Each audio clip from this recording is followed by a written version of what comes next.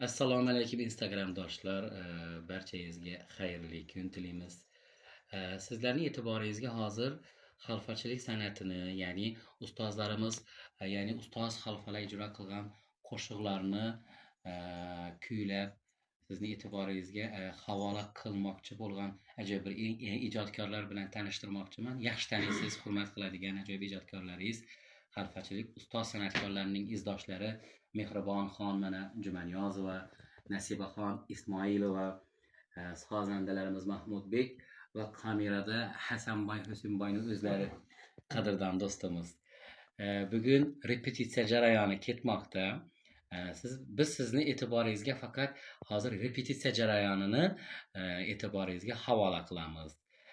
Tanqidlarni to'g'ri tushunamiz, lekin nima deymiz, kommentariya yozgan vaqtda sal bir inson o'zini hurmat qilsa, boshqa insonni ham hurmat qiladi kommentariya yozgan inson.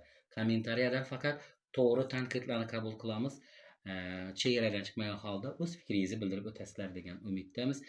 Nasib bo'lsa, shu ijodkorlar bilan sizni oilangizni yosh kunlarida xizmatda bo'lish nasib etsin. E'tiboringiz uchun katta rahmat.